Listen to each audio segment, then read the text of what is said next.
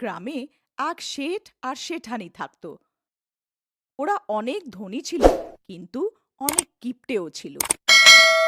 তারপর একদিন শেঠকে একটা কাজে অন্য গ্রামে যেতে হয়। ওদের ঘরে এক চাকরানী ছিল। শেঠের যাওয়ার পর শেঠানী তার উপরে অত্যাচার করত। চাকরানী দিন রাত সব ঘরের কাজ করত, কিন্তু শেঠানীর কখনো তার উপর দয়া আসতো না। ও সব সময় ওকে বকতে থাকতো।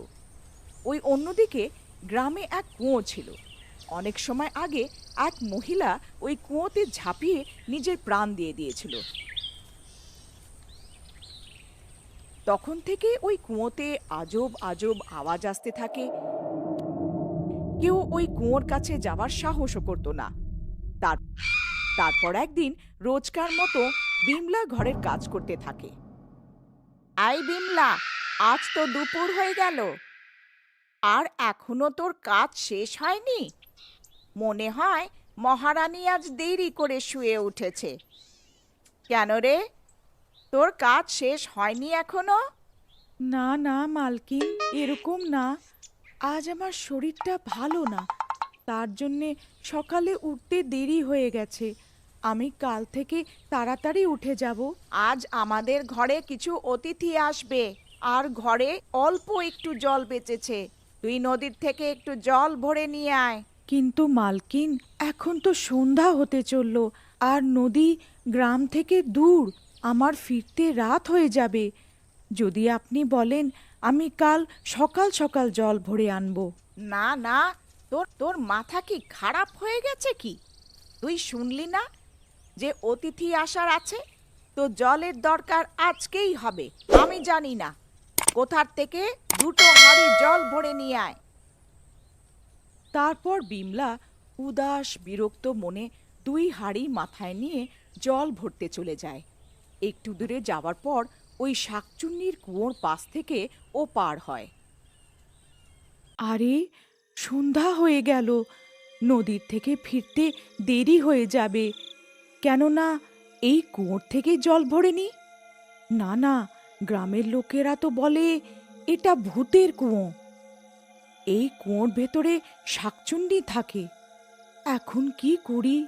যদি নদীতে জল ভরতে যাই, ফেরার সময় অন্ধকার হয়ে যাবে। না না, এই কুয়োর থেকেই জলটা ভরে নি। তারপর ওই কুয়োর কাছে জল ভরতে চলে যায়। যেই সে ঝুঁকে দেখে, ওর ওই কুয়োর থেকে আজব আজব আওয়াজ পেতে লাগে। কেউ আছো? আমার সাহায্য করো, আমি এ কুয়োতে পড়ে গেছি। কেউ আমার প্রাণ বাঁচাও, আমার সাহায্য করো। আরে, এ কে? এ তো কোনো মেয়ের আওয়াজ মনে হয়, আর আমার সাহায্যের দরকার। তুমি কে? তুমি এই কুয়োতে কিভাবে পড়ে গেলে? তুমি আমাকে শুনতে পাচ্ছ? তারপর যখনই বিমলা কুয়োতে উঁকি মারে, তখনই সে কুয়োর শাকচুন্নি ওকে কুয়োর ভেতরে টেনে নেয়। বাঁচাও, বাঁচাও! কেউ আছে? কেউ আমার প্রাণ বাঁচাও! হে ভগবান, আমার সাহায্য করো। তখনই বিমলার সামনে এক শাকচুন্নি এসে দাঁড়িয়ে পড়ে। বিমলা অনেক ভয় পেয়ে যায়। হা হা হা হা হা হা হা! আজ অনেক বছর পর কেউ এই কুয়োর দিকে এসেছে। আমি কখন থেকে এই কুয়োতে অপেক্ষা করেছি, আজ গিয়ে আমার অপেক্ষা শেষ হলো। আমাকে ছেড়ে দাও, আমাকে যেতে দাও। গ্রামের লোকেরা ঠিক বলতো, এই কুয়োতে শাকচুন্নির ছায়া। তখনই ওই শাকচুন্নি বিমলার শরীরে ঢুকে যায়, আর তারপর ওই শাকচুন্নি কুয়োর বাইরে চলে আসে।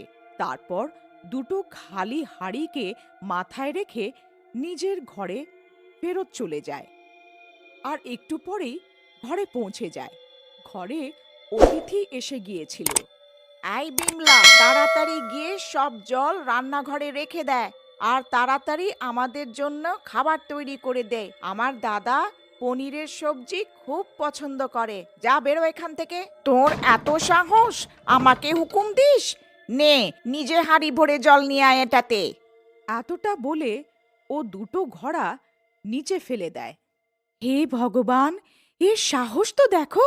বৌদি, আপনি আপনার চাকরানীকে অনেক মাথায় উঠিয়ে রেখেছেন, এর সাহস তো দেখো! এত রাগ! এই দুটো হাঁড়ি ভেঙে দিল। এই বিমলা, এটা তুই ঠিক করলি না। তুই আমার অতিথির কাছে আমার অপমান করে ভালো করিসনি। তুই এর শাস্তি নিশ্চয়ই পাবি।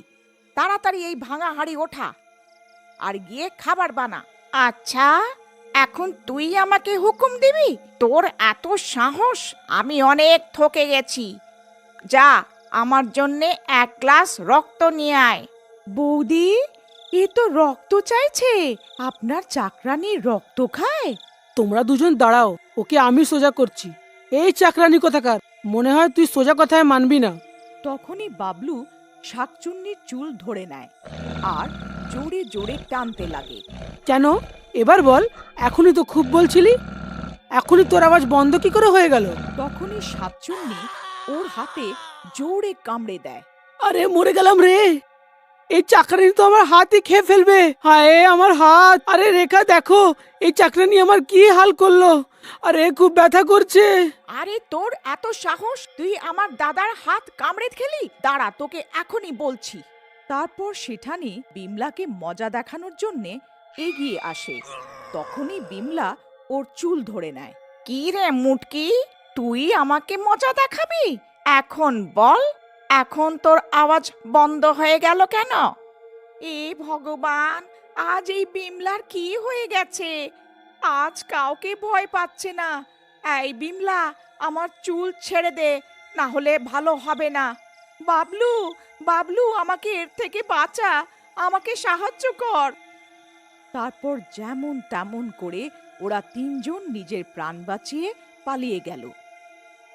বোন, তুমি এটা আমাদের সাথে ঠিক করলে না। কেউ আত্মীয়দের ঘরে ডেকে এরাম ব্যবহার করে? রেখা চলো, এক্ষুনি এখান থেকে চলো। অনেক অপমান করিয়ে নিয়েছি, বাস আর না। না না বাবলু ভাই, আমাকে এখানে একলা ছেড়ে যেও না। আমি এখানে একলা বিমলার সাথে থাকতে পারবো না। এ আমাকে মেরে ফেলবে। তুমি আজ রাত আমার ঘরেই থেকে যাও, কাল সকালে নিজের ঘরে চলে যেও। ঠিক আছে, কিন্তু ধ্যান থাকে, আমি আর নিজের অপমান সহ্য করতে পারবো না। ঠিক আছে দাদা, কিন্তু আমরা কি করি? ফেরত ঘর যাওয়া ঠিক হবে? বিমলা এখনো ঘরেই হবে। যদিও আমাদের ওপরে আবার হামলা করে দেয় তো? আমরা কিছুক্ষণ এখানেই অপেক্ষা করি, কিছুক্ষণ পরে বিমলা শুয়ে পড়বে, তারপর আমরা ঘরে চলে যাব। তারপর কিছুক্ষণ অপেক্ষা করার পর ওরা নিজের ঘরের দিকে ফেরত চলে যায়। এই যে একটু উঁকি মেরে দেখো, বিমলা আছে না ঘুমোতে চলে গেছে? তারপর বাবলু উঁকি মেরে দেখ। আরে কেউ নেই, ভয় পাওয়ার কোনো দরকার নেই, রাস্তা খালি আছে, চলো বেরিয়ে পড়ি। তারপর তিনজন পা টিপে টিপে ঘরের ভেতরে ঢুকে পড়ে আর এদিক ওদিক দেখতে লাগে। আরে কেউ নেই, চলো শুয়ে পড়ি, সকাল হতে দাও, এই চাকরানিকে তো আমি মজা দেখাবো। তারপর রাতের 3টে বাজতেই বিমলা পুরোভাবে শাকচুন্নি হয়ে যায় আর খুব ভয়ানক হয়ে যায়। তারপর সে নিজের ঘর থেকে বেরিয়ে বাইরে চলে আসে, যেখানে ওরা তিনজন শুয়ে থাকে। ওই শাকচুন্নির খুব খিদে পেয়ে থাকে। তখনই সে বাবলুর পা দেখতে পায় আর ও বাবলুর কাছে যায়, ওর পা চেবাতে লাগে। তখনই বাবলুর ঘুম ভেঙে যায়। আরে মরে গেলাম রে, অনেক ব্যথা করছে। আরে এই শাকচুন্নি কোথা থেকে এসে গেল? আরে তাড়াতাড়ি ওঠো, দেখো এই শাকচুন্নি আমার পা চিবিয়ে ফেললো। আরে মরে গেলাম রে, এই আমরা কোথায় ফেসে গেলাম? তখন রেখা আর শেঠানির ঘুমও ভেঙে যায়। ওই শাকচুন্নিকে নিজের সামনে দেখে ওদের চোখ ছানা বড়া হয়ে যায়। ওরা কিছু বুঝতে পারে না কি এখন কি করবে। আরে এ তো চাকরানী বিমলাই, এ তো শাকচুন্নি হয়ে গেল। আমরা তো ভালোভাবে ঘরে যাচ্ছিলাম, এই শেঠানির জন্যে আমরা ওদের সাথে এখানে ফেসে গেলাম। আরে কিছু করো না। আমি কি করব ভাগ্যবান, এ তো আমার পেছনেই পড়ে গেছে। আগে আমার হাত চিবিয়ে ফেললো, এখন আমার পা খেয়ে ফেললো, খুব ব্যথা করছে। হে আমি মরে গেলাম। আমি অনেক বছর থেকে ক্ষুধার্ত। এখন আমি তোমাদের তিনজনকে কুয়োতে নিয়ে গিয়ে খেয়ে ফেলবো। হা হা হা হা। এই, তোর পা তো অনেক সুস্বাদু ছিল, সব থেকে আগে তোকেই খাবো।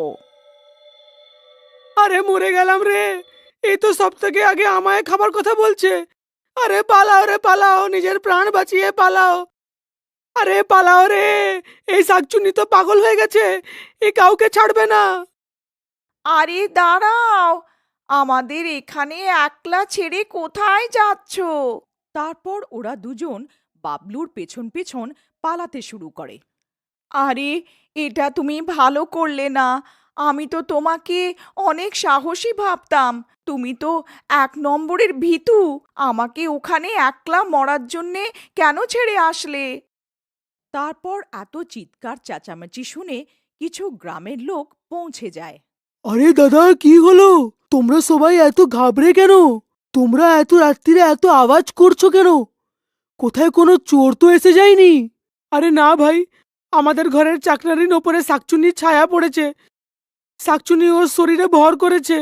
দেখো না আমার কি অবস্থা করেছে। আমরা সময় থাকতে ওখান থেকে পালিয়ে এসেছি, না হলে ও আমাদের কুয়োয় নিয়ে গিয়ে কাঁচা খেয়ে নিত। কি বললে দাদা? কুয়োতে নিয়ে গিয়ে? এই কুয়োর শাকচুন্নি তো নয় যার ব্যাপারে সব গ্রামের লোকেরা কথা বলে।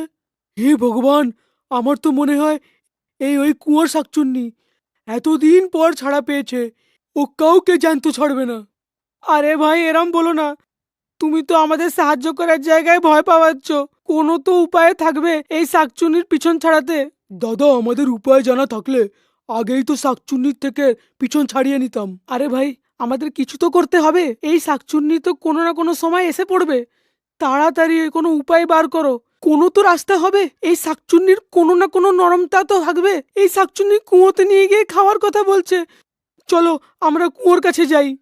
তারপর সব লোক ওই কুয়োর দিকে চলতে শুরু করে, আর কিছুক্ষণ পরে ওরা পৌঁছে যায়। আরে, আমার তো মনে হচ্ছে আমরা এখানে এসে বড় ভুল করে দিয়েছি। এই কুয়াতে ওই শাকচুন্নির ঘর, এখানে নিশ্চয়ই আসবে ও। আমার মনে হয় এখানে এসে আমাদের মৃত্যু নিজেই বেছে নিয়েছি। এরম কিচ্ছু হবে না। আমার মনে হয় এই কুয়োটাই ওর দুর্বলতা আছে। এটাই ওর ঘর। বছরের পর বছর এখানে থেকে ও শক্তি পেয়েছে। যদি আমরা এই কুয়োতে আগুন লাগিয়ে দিই তো নিশ্চয়ই ওই শাকচুন্নির সব শক্তি শেষ হয়ে যাবে। চলো, আমাদের দেরি করা উচিত নয়। তাড়াতাড়ি এই কুয়োতে আগুন লাগিয়ে দিই। তাছাড়া আমাদের কাছে তো অন্য কোনো উপায় নেই। তারপর সবাই মিলে শুকনো ঘাস আর গাছের শুকনো ডাল কুয়োতে ঢালতে থাকে।